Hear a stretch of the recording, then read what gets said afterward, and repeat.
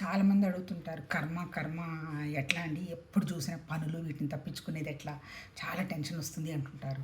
అసలు కర్మ యాక్షన్ అంటే ఏంటి ఏంటి అంటే రెండు పాయింట్లు. ఒకటేంటి ఇన్కంప్లీట్నెస్, ఒకటి రెండోది వచ్చేమో డిఫరెన్సియేషన్. ఒకటి అంటే ఏంటి ఇన్కంప్లీట్నెస్ అంటే ఏంటి, నాకేదో అసంతృప్తిగా ఉంది, బోర్ కొడుతుంది, మేమందరం కూడా చేసిన వాళ్ళే, బోర్ కొడుతుంది, ఎక్కడికన్నా ఏదైనా పోతే ఏదో వాళ్ళతో కాసేపు కబుర్లు చెప్పి రావచ్చు అంటే ఏంటి, ఒక డల్నెస్లో నుంచి మనసుని తప్పించడానికి చేసేది ఇన్కంప్లీట్నెస్.